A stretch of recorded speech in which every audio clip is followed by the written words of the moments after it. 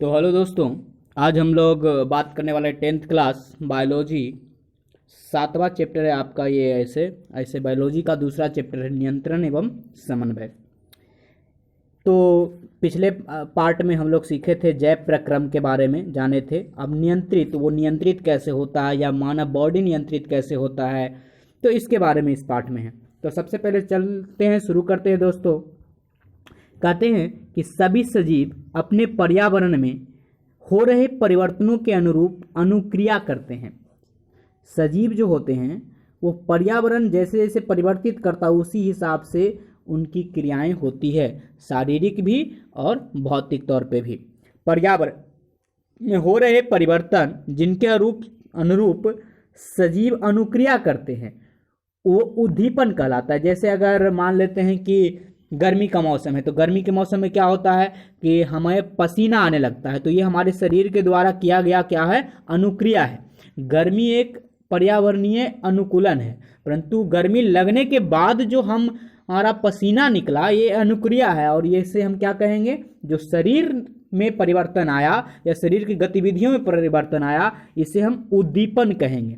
तो ठीक है दोस्तों, जैसे कि प्रकाश, उष्मा, ठंडा, ध्वनि, सुगंध या स्पर्श करने के बाद जो शरीर अनुक्रिया दिखाती है, यानी शरीर जो उसके प्रति संवेदना व्यक्त करती है या तो उसे हम क्या कहते हैं, उद्दीपन कहते हैं। पौधे एवं जंतु अलग अलग प्रकार से उद्दीपित एवं उद्दीपित के प्रति अनुक्रिया करते हैं। मतलब पौधे और जंतुओं का अलग अलग प्रकार से, जैसे जंतु क्या होता है कि अपना वहाँ से स्थान हटा लेता है, पौधे वहाँ से अपना उस अंग को हटा नहीं पाते हैं। तो सबसे पहले हम बात करते हैं जंतुओं में नियंत्रण एवं समन्वय की। तो कहते हैं दोस्तों कि यह सभी जंतुओं में दो मुख्य तंत्रों द्वारा किया जाता है। एक को बोलते हैं तंत्रिका तंत्र और दूसरे को बोलते हैं अंतःस्रावी तंत्र। मतलब नियंत्रण और समन्वय जो क्रिया है ये दो प्रकार से होता है, एक तंत्रिका तंत्र के द्वारा, दूसरा अंतःस्रावी तंत्र के द्वारा। अब हम लोग जानते हैं कि तंत्रिका तंत्र किसे कहते हैं और तंत्रिका तंत्र में क्या क्या होता है। तो नियंत्रण एवं समन्वय तंत्रिका एवं पेशीय ऊतकों द्वारा प्रदान किया जाता है। तंत्रिका तंत्र तंत्रिका कोशिकाओं, जिसे न्यूरॉन भी कहा जाता है, के संगठित जाल का बना होता है और यह सूचनाओं को विद्युत आवेग की सहायता से शरीर के एक भाग से दूसरे भाग तक लेकर जाता है। इसको फिर से दोस्तों, कि जो तंत्रिकाओं का जाल होता है तंत्रिका कोशिका का, उसके द्वारा जो विद्युत आवेग के रूप में शरीर का एक स्थान का इंफॉर्मेशन दूसरे स्थान तक लेके जाता है। अब आता है कि ग्राही, जिसको रिसिपेटर कहते हैं। ग्राही तंत्रिका कोशिका का विशिष्टकृत सिरा है जो वातावरण की सूचनाओं को प्राप्त करता है और इन्हें ग्राही इंद्रियां कहते हैं। कहीं कहीं से ज्ञान इंद्रियां भी कहते हैं। जैसे कान का काम क्या है, ये आवाज को, ध्वनि के तरंगों को मतलब सुनना और शरीर को संतुलित करना। आंख का क्या काम है, प्रकाश ग्राही होता है, ठीक और ये देखने का कार्य करता है। वहीं त्वचा का क्या काम है, ये तापग्राही होता है, मतलब उष्मा के प्रति संवेदना व्यक्त करता है, गर्म या ठंडा या छूने के प्रति ये कार्य करता है। अगर नाक की बात करें तो नाक का क्या कार्य है, ये घ्राणग्राही होता है, मतलब सुगंध के प्रति ये क्या होता है, सेंसेटिव होता है, संवेदित होता है और इससे गंध का पता चलता है। आगे देखते हैं दोस्तों, जीभ रस संवेदी ग्राही होता है, मतलब ये स्वाद का पता लगाता है। अब हम तंत्रिका कोशिका न्यूरॉन के बारे में जानते हैं। यह तंत्रिका तंत्र की संरचनात्मक एवं क्रियात्मक इकाई है। यह आपसे बार बार पूछा जाता है कि तंत्रिका तंत्र की संरचनात्मक एवं क्रियात्मक, संरचना मतलब जो इसे बनाता है, क्रियात्मक मतलब जो इससे कार्य करवाता है। तो ये इससे हम क्या कहते हैं, तंत्रिका तंत्र के उस हिस्से को क्या कहते हैं, उस चीज को क्या कहते हैं, तो उसे हम न्यूरॉन कहते हैं। ठीक है दोस्तों, और आपसे बार बार तंत्रिका तंत्र का पूछा जाता है, आपका पिक्चर पूछा जाता है। तो तंत्रिका तंत्र के पिक्चर में क्या क्या होते हैं, एक केंद्रक होता है, द्रुमिका होता है, कोशिकाएं होता है, तंत्रिकाक्ष होता है और तंत्रिका का अंतिम सिरा होता है। ये 5 चीजें तंत्रिका में होते हैं। आप पिक्चर में देख सकते हैं दोस्तों। इस पिक्चर को बार बार बनाने की कोशिश करें क्योंकि ये बहुत ही इंपॉर्टेंट है। बायोलॉजी का मतलब आपका कीवर्ड, फिगर और उसके बाद थ्योरी। ठीक है दोस्तों, आगे बात करते हैं। कि तंत्रिका कोशिका न्यूरॉन के कौन कौन से भाग हैं। तो अभी अभी हमने देखा द्रुमिका एक तंत्रिका का भाग है जो करता क्या है, तो कोशिकाएं से निकलने वाली धागे जैसी संरचनाएं जो सूचना प्राप्त करती है और ये धागे जैसी संरचना वाली जो है इसी को हम द्रुमिका कहते हैं। कोशिकाएं तो प्राप्त सूचना को विद्युत आवेग के रूप में ले चलती है, तो उसे हम कोशिकाएं कहते हैं। तंत्रिकाक्ष जिसे एक्सॉन कहा जाता है तंत्रिकाक्ष को, तो यह सूचना को विद्युत आवेग को, मतलब जो विद्युत आवेग में सूचना आया है, कोशिका दूसरे न्यूरॉन की द्रुमिका तक पहुंचाता है, उसी को हम एक्सॉन या तंत्रिकाक्ष कहते हैं। आगे है दोस्तों अंतर्ग्रथन या सिनेप्स। यह तंत्रिका के अंतिम सिरे एवं अगली तंत्रिका कोशिका के द्रुमिका के मध्य रिक्त स्थान है। इसे हम ऐसे भी कह सकते हैं, दो तंत्रिका तंत्र के बीच के खाली स्थान को अंतर्ग्रथन या सिनेप्स कहा जाता है। यहाँ विद्युत आवेग को रासायनिक संकेत में बदला जाता है। कहाँ पे बदला जाता है रासायनिक संकेत में, तो सिनेप्स में बदला जाता है, जिससे यह आगे संचरित हो सके। प्रतिवर्ती क्रिया किसी उद्दीपन के प्रति तेज एवं अचानक की गई अनुक्रिया को प्रतिवर्ती क्रिया कहते हैं। जैसे जब हम किसी गर्म वस्तु को छू लेते हैं तो हाथ को तुरंत पीछे हटा लेते हैं, तो इसी को हम क्या कहेंगे कि ये गर्मी के प्रति उद्दीपन, मतलब गर्मी के प्रति प्रतिवर्ती क्रिया दिखाया गया। आगे है प्रतिवर्ती चाप। तो प्रतिवर्ती क्रिया के दौरान विद्युत आवेग जिस पथ पर चलते हैं उसे हम प्रतिवर्ती चाप कहते हैं। जैसे हुआ क्या, उद्दीपन पैदा हुआ किस चीज से, उष्मा से। ग्राही अंग जो त्वचा है वो उसे ग्रहण किया और वो मेरुरज्जु तक पहुंचा दिया तंत्रिकाओं की मदद से, और वो मेरुरज्जु से कायिकीय अंग मतलब पेशी अंग गया और तुरंत मेरुरज्जु से उसको कंट्रोल किया और बोला कि हाथ पीछे हटाइए, तो उष्मा मिला और हाथ पीछे हटा। ये दोनों क्रिया क्या कहलाएगी, प्रतिवर्ती क्रिया, एक दूसरे के ऊपर निर्भर कर रहा है। आगे है अनुक्रिया। यह 3 प्रकार की होती है दोस्तों, एक ऐच्छिक, अनैच्छिक और प्रतिवर्ती क्रिया। तो ऐच्छिक क्रिया अग्र मस्तिष्क द्वारा नियंत्रित होता है, जैसे बोलना, लिखना, ये हमारे नियंत्रण में होता है। हम जो चाहें वो बोल सकते हैं, जो चाहें वो लिख सकते हैं, तो ये सब क्या है, क्रियाएं हैं, ये ऐच्छिक क्रियाएं हैं। अनैच्छिक क्रिया जो मध्य मस्तिष्क से होता है मूल रूप से, अग्र मस्तिष्क से कौन सा, ऐच्छिक, मतलब आगे के पोर्शन से हम अपनी इच्छा युक्त कार्य कर सकते हैं, ठीक है। और अनैच्छिक क्रिया मध्य मस्तिष्क से, बीच वाले हिस्से से क्या होता है, मध्य एवं पश्च मस्तिष्क से नियंत्रण होता है, और ये श्वसन, दिल का धड़कन, मतलब ये बाय डिफॉल्ट होते रहता है, ठीक है। प्रतिवर्ती क्रिया जो मेरुरज्जु द्वारा नियंत्रित होती है, जैसे गर्म वस्तु को छूने पर हाथ का हटा लेना, ये प्रतिवर्ती क्रिया है। अब देखें प्रतिवर्ती क्रिया की आवश्यकता क्या है, और तो कुछ परिस्थितियों में जैसे गर्म वस्तु को छूने पर, पैनु वस्तु को चुभने पर हम तुरंत क्रिया करने नहीं होती है, वरना हमारे शरीर की क्षति पहुंच सकती है। यहाँ अनुक्रिया मस्तिष्क के स्थान पर मेरुरज्जु से उत्पन्न होती है, जो जल्दी से होती है। अब अगर देखें मानव तंत्रिका तंत्र की बात करते हैं, तो मानव तंत्रिका में 2 प्रकार का तंत्र है, एक केंद्रीय तंत्रिका तंत्र जिसको सेंट्रल नर्वस सिस्टम कह सकते हैं, और एक है परिधीय तंत्रिका तंत्र जिसे पीएनएस या प्राइमरी नर्वस सिस्टम कह सकते हैं। आगे है सीएनएस में मस्तिष्क और मेरुरज्जु, ये 2 भाग होते हैं, जबकि परिधीय तंत्रिका तंत्र में कपाल तंत्रिका तंत्र जो मस्तिष्क से निकलता है और मेरुरज्जु तंत्रिका जो मेरुरज्जु से निकलता है। मानव मस्तिष्क पे पहले बात कर लेते हैं कि मानव मस्तिष्क होता किस टाइप का है। तो मानव मस्तिष्क की सभी क्रियाएं समन्वय का केंद्र है, जिसके 3 मुख्य भाग हैं, अग्र मस्तिष्क, मध्य मस्तिष्क और पश्च मस्तिष्क। अग्र मस्तिष्क का क्या काम है, इसको देख लेते हैं दोस्तों। यह मस्तिष्क का सबसे अधिक जटिल एवं विशाल भाग है। कौन, अग्र मस्तिष्क जो है सबसे जटिल है, क्योंकि ये लॉजिकल है, ये सोचता है और उसके बाद डिसीजंस लेता है। इसे हम परामस्तिष्क भी कहते हैं। इसके कार्य क्या है, मनुष्य का मुख्य सोचने वाला जो भाग है ये अग्र मस्तिष्क है। यह ऐच्छिक क्रियाओं को नियंत्रित करता है, ये सूचनाओं को याद रखता है और शरीर एवं विभिन्न हिस्सों की सूचनाओं को एकत्रित करना, उसका समायोजन करना, इसी से, और भूख से संबंधित केंद्र भी यहीं पे मौजूद है। आगे मध्य मस्तिष्क, तो ये अनैच्छिक क्रियाओं को नियंत्रण करता है, जैसे पुतली के आकार में परिवर्तन, ये हमें मतलब कोई शरीर में हमारा परिवर्तन भी हो जाए और हमें पता भी ना चले, तो वैसे क्रियाओं को मध्य मस्तिष्क नियंत्रण कर रहा होता है। जैसे सिर एवं गर्दन आदि की प्रतिवर्ती क्रिया। पश्च मस्तिष्क, इसके 3 भाग हैं। पश्च मस्तिष्क के 3 भाग हैं, जिसमें पहला भाग को कहते हैं अनुमस्तिष्क, जो शरीर की संस्थिति संतुलन बनाता है। अनुमस्तिष्क क्या करता है? ये शरीर को संतुलित बनाता है और ऐच्छिक क्रियाओं को परिशुद्ध करता है, जैसे पैन उठाना। ये ऐच्छिक क्रियाओं को मतलब अग्र मस्तिष्क का क्या करता है? अनुमस्तिष्क मदद करता है उसको सही से नियंत्रित करने में। एक है मेंडुला, जो अनैच्छिक क्रियाओं को मतलब ये मध्य मस्तिष्क का मदद करता है नियंत्रण, जैसे रक्तचाप, बमन, ये सब जो होता है ये मेंडुला के कारण होता है। और एक है पॉन्स, जिसको अनैच्छिक क्रिया जैसे श्वसन का नियंत्रण करता है। तो अगर देखें तो अनुमस्तिष्क अग्र मस्तिष्क की सहायता करता है, जबकि मेंडुला और पॉन्स मध्य मस्तिष्क की सहायता करता है। यहाँ पे आपको चित्र दिया गया है, चित्र में कौन कौन सी चीज कहाँ कहाँ है आपके माइंड में चलने चाहिए। जैसे अग्र मस्तिष्क, आगे वाला भाग को क्या कहेंगे? अग्र मस्तिष्क। फिर बीच में जिसको प्रमस्तिष्क भी कहते हैं। और फिर क्या होता है दोस्तों?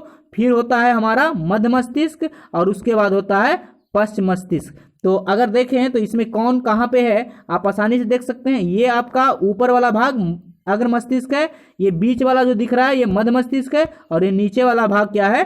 पश्च मस्तिष्क है।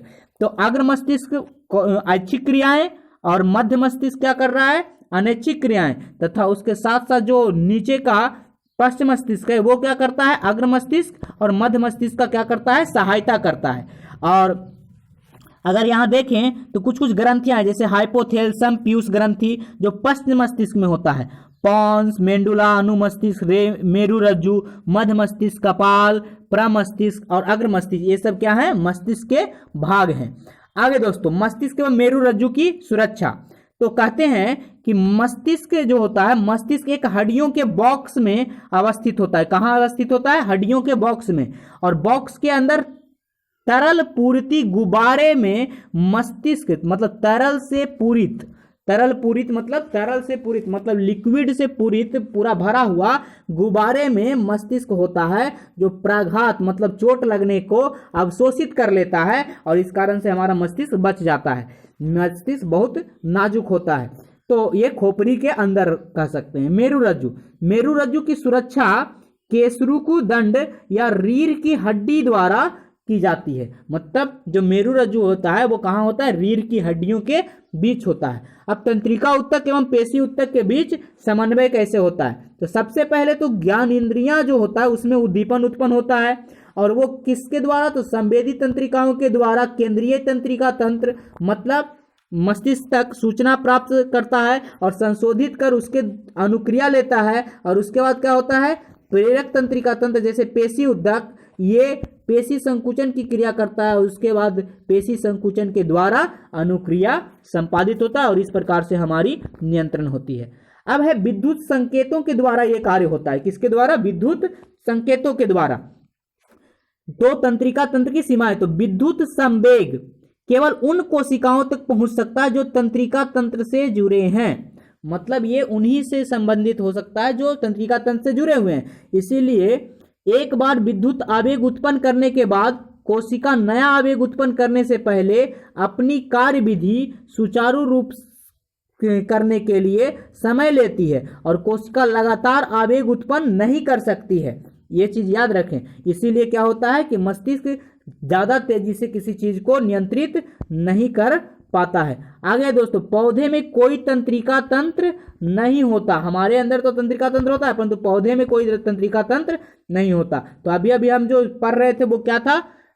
तंत्रिका तंत्र के द्वारा हमारा नियंत्रण। अब हम लोग पढ़ेंगे रासायनिक संचरण, मतलब रसायनों के द्वारा हमारा नियंत्रण किस प्रकार से होता है। तो चलिए दोस्तों, विद्युत संचरण की सीमाओं को दूर करने के लिए रासायनिक संचरण का प्रयोग किया जाता है, क्योंकि विद्युत आवेग उसी पे काम कर रहा था जो क्या हो? संपर्क में हो।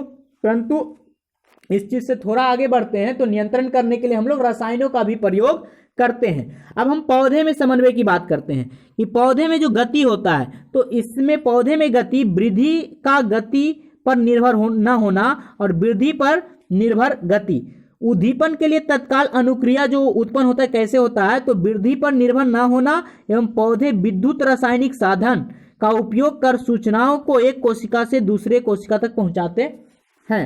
तो किसके द्वारा पहुंचाते हैं, तो विद्युत रासायनिक साधन के द्वारा पहुंचाते हैं। आगे है दोस्तों कि कोशिका अपने अंदर उपस्थित पानी की मात्रा, किसकी मात्रा, पानी की मात्रा में परिवर्तित कर गति उत्पन्न करती है, जिसे हम कोशिका फूल या कोशिका सिकुड़ जाता है। यानी कोशिका सिकुड़ने और कोशिका के फूलने का तात्पर्य कोशिका के अंदर उपस्थित रसायन से है। आगे इसके उदाहरण देखें तो जैसे छूने पर छुई मुई का जो पौधा होता है उसका पत्तियां क्या होती है, सिकुड़ जाती है। और एक क्यों सिकुड़ जाती है, क्योंकि वहां से जो पानी की मात्रा है या रसायन की मात्रा है वो हट जाती है। अब है आगे दोस्तों कि वृद्धि के कारण गति किस रूप में होती है, तो ये दैशिक या अनुवर्तन गति होती है, जिसे हम क्या कहते हैं, उद्दीपन कहते हैं। सिंपल, हम लोग उद्दीपन किसे कह रहे थे, प्रत्येक क्रिया के लिए जो अनुक्रिया उत्पन्न हो रहा था उसी को हम उद्दीपन कर रहे थे। अब यहाँ पे अगर बात करें तो वृद्धि के कारण कौन कौन से उद्दीपन के कारण वृद्धि होती है, तो पहला तो प्रतान। तो प्रतान क्या होता है, तो प्रतान का वह भाग जो वस्तु से दूर होता है और वस्तु के पास वाले भाग की तुलना में तेजी से गति करती है, जिससे प्रतान वस्तु के चारों ओर लिपट जाता है। जैसे आप देखे होंगे कि किसी लता में आगे आगे दो क्या होता है कि दो प्रतान होता है, मतलब तना का उपतना जिसको कह सकते हैं, छोटी छोटी पतली पतली, और वो किसी भी वस्तु को जैसे ही देखता है उसमें क्या होता है, लिपट जाता है, तो उसे हम प्रतान कहते हैं। आगे प्रकाश अनुवर्तन, तो प्रकाश की तरफ जो गति होता है उसे हम प्रकाश अनुवर्तन गति कहते हैं। गुरुत्वानुवर्तन, तो पृथ्वी की तरफ जो गति होती है उसे हम गुरुत्वानुवर्तन कहते हैं। रसायनानुवर्तन, जो पराग नली की अंडाशय की तरफ गति होता है, मतलब पराग के तरफ गति होता है, उसे हम रासायनिक अनुवर्तन कहते हैं। कभी कभी बहुत सारे पौधों में जलानुवर्तन भी देखा जाता है, मतलब उनकी गति पानी की तरफ जो जड़ों की गति होती है उसे हम जलानुवर्तन गति कहते हैं। यहाँ पे दोस्तों बहुत ही इंपॉर्टेंट पार्ट है एक पादप हार्मोन। हार्मोन का मतलब उन्हीं रसायनों से है, वे रसायन जो पादप की वृद्धि, विकास और अनुक्रिया का समन्वय करते हैं उन्हें हम पादप हार्मोन कहते हैं। यहाँ पे कुछ 4 पादप हार्मोन की बात की गई है। जैसे पहला पादप हार्मोन ऑक्सिन, जिसका मूल काम है शाखाओं का ये अग्रभाग में बनता है और ये कोशिका की लंबाई में वृद्धि करता है और ये प्रकाश अनुवर्तन में सहायक होता है। दूसरा है जिब्रेलिन, यह तने की वृद्धि में सहायक होता है। तीसरा है साइटोकाइनिन, जो कोशिका विभाजन तीव्र करता है एवं फल व बीजों की अधिक मात्रा में पाया जाता है। आगे चौथा एब्सिलिक अम्ल, जो वृद्धि संबंध है, पत्तियों को मुरझाना पे कार्य करता है और ये तनाव हार्मोन भी कहा जाता है, मतलब तना को टाइट रखने में एब्सिलिक अम्ल का योगदान है। तो इस हिसाब से देखें तो कितने 4 टाइप के। आगे दोस्तों जंतुओं में कौन कौन से हार्मोन पाए जाते हैं और वो कहाँ से निकलते हैं, इस पे बात कर लेते हैं। तो हार्मोन मतलब वो रसायन, वे रसायन जो जंतुओं की क्रियाएं, विकास और वृद्धि का समन्वय करते हैं उसे हम जंतु हार्मोन कहते हैं। ये अंतःस्रावी ग्रंथि, मतलब जो शरीर में कुछ तत्वों को, कुछ रसायनों को स्रावित करने वाले ग्रंथियों से निकलते हैं। ये वो ग्रंथियां हैं जो अपने उत्पाद रक्त में स्रावित करती है और जो हार्मोन कहलाती है। अब अंतःस्रावी ग्रंथियां कौन कौन है और हार्मोन कौन कौन सा है, उनके कार्य क्या है और स्थान का क्या है, इस पे बात करते हैं। एक टेबुलर फॉर्म में आपको दिया गया है। जैसे एक हार्मोन का नाम है थायरॉक्सिन, जो अबटू ग्रंथि का नाम जहां से निकलता है उस स्थान का नाम है अबटू ग्रंथि और एक गर्दन में मौजूद होता है। इसका मूल कार्य है कार्बोहाइड्रेट, प्रोटीन और वसा का उपापचन करना, मतलब पाचन करना। दूसरा हार्मोन है वृद्धि हार्मोन, जो पीयूष ग्रंथि, जो मास्टर ग्रंथि से निकलता है और ये मस्तिष्क में मौजूद होता है। तो वृद्धि एवं विकास को नियंत्रण करने का काम यही मास्टर ग्रंथि अर्थात वृद्धि हार्मोन करता है। तीसरा है एड्रिलिन हार्मोन, जो वृक्क में पाया जाता है, किडनी में पाया जाता है। तो वृक्क के ऊपर, अधिवृक्क से निकलता है, जो वृक्क के ऊपर पाया जाता है और इसका जो होता है ये हृदय की धड़कन को, ब्लड प्रेशर को नियंत्रित करता है या आपातकालीन स्थिति में ये स्रावित होता है मूल रूप से। इंसुलिन जो अग्नाशय से निकलता है और ये पेट के नीचे एक अग्नाशय नाम का स्थान है या कह सकते हैं अंग है, उसी से ये निकलता है और इसमें रक्त में शर्करा की मात्रा को नियंत्रण करता है, या कह सकते हैं इंसुलिन की कमी से कौन सा रोग होता है, तो हम लोग जानते हैं डायबिटीज इसी इंसुलिन की कमी से होता है। आगे लिंग हार्मोन टेस्टोरेन जो नर में पाया जाता है, जो वृषण में, ये पेट का निचला हिस्सा या यौवनारंभ से संबंधित परिवर्तित लैंगिक परिपक्वता, एवं टेस्टोरेन ये नर में और एस्ट्रोजन मादा में पाया जाता है जो अंडाशय में पाया जाता है। अब आगे बात करते हैं दोस्तों, आयोडीन युक्त नमक की आवश्यकता क्यों पड़ती है। तो कहते हैं कि जो अबटू ग्रंथि, जिसको थायराइड ग्रंथि भी कहा जाता है, थायरॉक्सिन हार्मोन बनाने के लिए आयोडीन की आवश्यकता पड़ती है।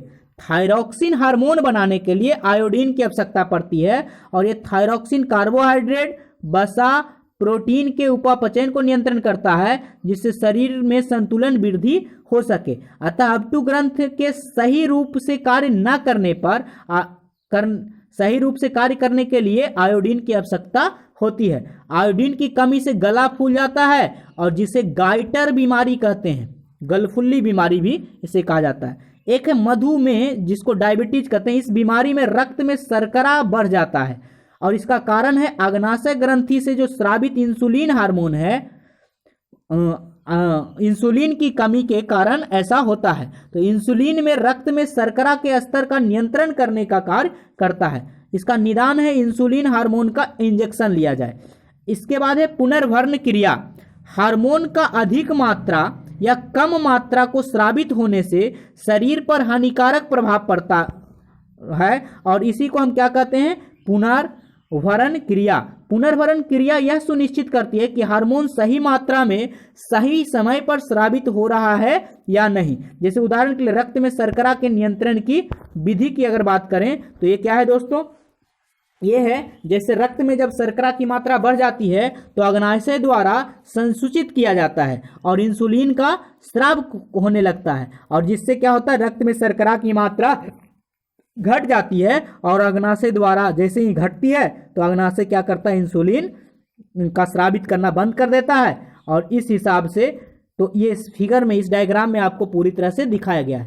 अब कुछ प्रश्न है दोस्तों, आपको टेस्ट किस रूप में देना है आपको पते हैं कि आप क्या करें, जब प्रश्न पूछे जाए तो आप इसके नंबर जोड़ते जाएं कि आप कितने सवालों के जवाब दे सकते हैं। तो आपका प्रश्न है मार्क्स वाइज हम बताते जा रहे हैं। 1 मार्क्स का प्रश्न क्या है कि पौधे में ऑक्सीजन कहाँ संश्लेषित होता है, दूसरा कौन सी ग्रंथि मास्टर ग्रंथि कहलाती है, तीसरा रक्त में शर्करा की मात्रा को नियंत्रित करने वाले हार्मोन कौन है, चौथा अंतर्गर्थन जिसे सिनेप्स कहा जा क्या है, अनुवर्तन गतियां क्या है, छठा मस्तिष्क का कौन सा भाग हमारे शरीर में संसित तथा संतुलित के लिए उत्तरदायी है, सातवां कौन सा हार्मोन पौधा में संवेदन का प्रभाव उत्पन्न करता है, आठवां प्रकाश अनुवर्तन क्या है, नौवां केंद्रीय तंत्रिका तंत्र के घटक कौन है और 10वां अंतर्गर्थन पर क्या होता है। अब 2 अंक स्तरीय आपको प्रश्न पूछे जा रहे हैं दोस्तों। अगर आप इसके जवाब जानते हैं तो आप मार्क्स अपने जोड़ते जाएं और फिर कमेंट में जरूर लिखें कि आपको कितने मार्क्स आए हैं। तंत्रिका कोशिका का नामांकन चित्र बनाएं, 2 मार्क्स। प्रतिवर्ती चाप क्या है, उदाहरण सहित समझाओ, 2 मार्क्स। मधुमेह होने का क्या कारण है, इसे कैसे नियंत्रित किया जा सकता है, 2 मार्क्स। आयोडीन युक्त नमक खाने की सलाह क्यों दी जाती है, 2 मार्क्स। संवेदी तथा प्रेरक तंत्रिका क्या है, इसके कार्य लिखें, 2 मार्क्स। एब्सिलिक अम्ल की तनाव हार्मोन क्यों कहा जाता है, 2 मार्क्स। नियंत्रण एवं समन्वय तंत्र की क्या आवश्यकता है, 2 मार्क्स। अब 3 अंक स्तरीय वाले पे आते हैं दोस्तों। अब आप अगर जवाब जानते हो तो 3 मार्क्स खुद को दें। पादप हार्मोन क्या है, पौधे में वृद्धि करने वाले एक पादप हार्मोन का नाम बताएं। दूसरा, पौधे में अनुवर्तन गतियों का क्या महत्व है, किन्हीं 2 प्रकार के अनुवर्तन गतियों के बारे में बताओ।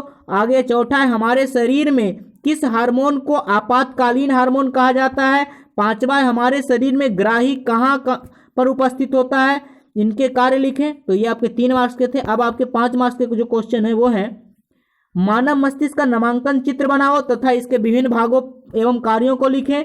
हार्मोन क्या है, जंतु हार्मोन में संबंधित ग्रंथि एवं उसके कार्यों को बताएं। आगे तीसरा है, पुनर्भरण क्रिया विधि क्या है, एक उदाहरण की सहायता से समझावें। चौथा का 1, 2, 3 प्रश्न है इसमें कि मस्तिष्क एवं मेरुरज्जु को कैसे सुरक्षा प्रदान की जाती है एवं मानव तंत्रिका तंत्र के विभिन्न भागों के बारे में बताएं एवं तंत्रिका तंत्र की सीमाओं के बारे में बताएं। कुछ प्रश्न दीर्घ उत्तरीय है, इसमें भी आप 5 मार्क्स ले सकते हैं। तो क्या है दोस्तों कि चित्र दिए गए चित्र को देखें और अग्र मस्तिष्क, मध्य मस्तिष्क और पश्च मस्तिष्क का चित्र। और आगे है हार्मोन वे रासायनिक पदार्थ जो अंतःस्रावी ग्रंथियों द्वारा सूक्ष्म मात्रा में स्रावित होती है। तो थायराइड, थॉक्सिन, ये आपका क्रियाविधि के तौर पे दिया गया है दोस्तों। अब हम लोग अगले क्लास में अगले पार्ट बायोलॉजी के अगले चैप्टर में मिलेंगे। गुड लक दोस्तों, फिर मिलेंगे। आपका ये चैप्टर समाप्त।